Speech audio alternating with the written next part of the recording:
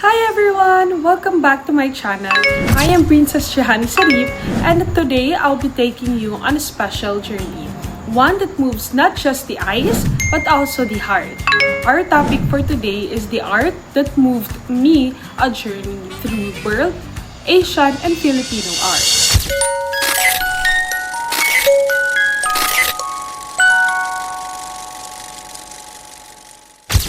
Art has always been more than just colors, shapes, or sounds. It's a reflection of who we are, our emotions, our stories, and our culture.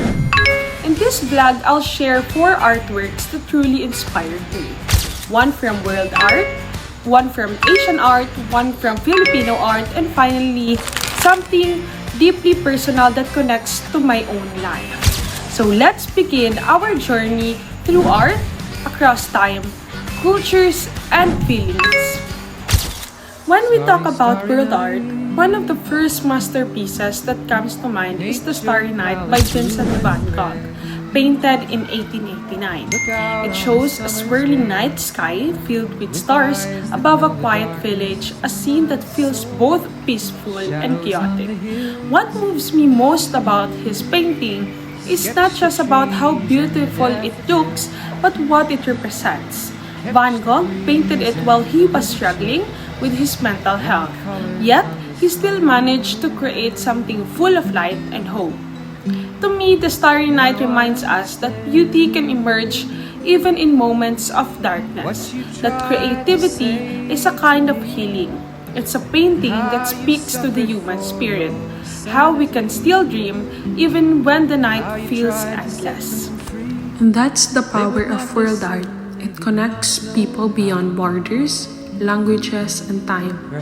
It's a universal language of emotion.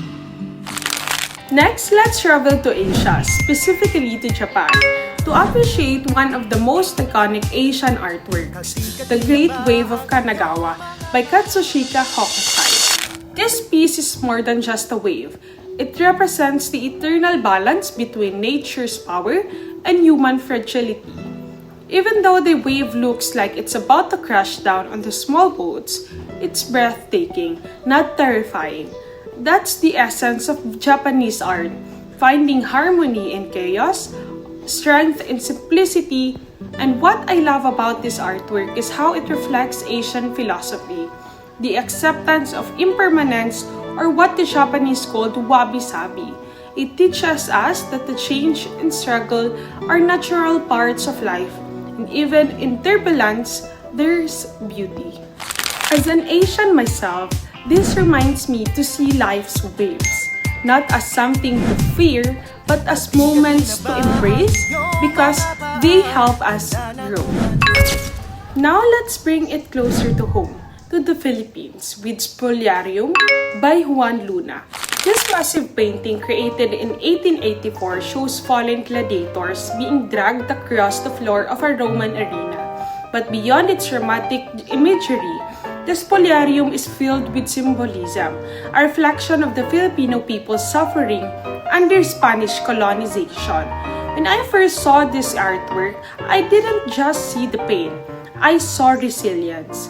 Luna used art to speak for those who could not, turning oppression into inspiration. The Spoliarium moved me because it captures both our nation's wounds and our strength. It reminds me that Filipino art is not only about beauty, it's about truth, struggle, and hope. It's proof that art has always been part of our identity, shaping our pride and our story as a people. For my personal connection, I chose something that resonates with both emotion and artistry, the song Kahel at Bughaw by Jerome Cleopas. The title translates to orange and blue. It's such a poetic combination, warm and cool, joy and sadness. The song talks about love, longing, and the bittersweet feeling of remembering someone who once brought light to your life. What moves me most is how the song uses colors to express emotion. Kahel for passion, Bughaw for calmness and melancholy. It reminds me of how art doesn't always need a canvas. Sometimes, it's in music, in the way melodies and words paint pictures in our minds. On a deeper level, Kahel at Bughaw also made me appreciate modern Filipino art even more. Jerome Cleophas represents today's generation of artists who tell stories that are simple yet deeply relatable. His song captures the beauty of vulnerability, something that connects us all.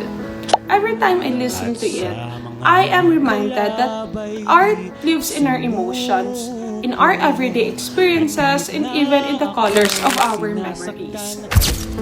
Musmus pa lang nung kami magkalaro, at sa mga kalabay di sumuko. At kahit na ako'y sinasaktan dahil di pangkaraniwan, sabi ni Bughaw, ako ay kaibigan.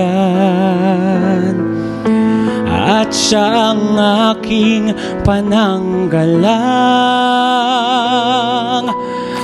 Through this journey from the Starry Night to the Great Wave, from Spoliarium to Kahel at Bughaw, I have realized that art is not just a subject we study, it's a mirror of our humanity. Art tells stories of struggle, hope, love, and identity. It reminds us that no matter where we come from, we all share the same emotions. We all look at the same stars, the same waves, and feel the same colors in our heart. So as I end this vlog, I hope you also find an artwork, a song, or even a moment that moves you, something that reminds you of the beauty of being human. This has been the art that moved me. Thank you for joining me on this colorful journey through world, Asian, and Filipino art, and through the art that lives in all of us. Don't forget to like, share, and subscribe for more stories that celebrate creativity and culture.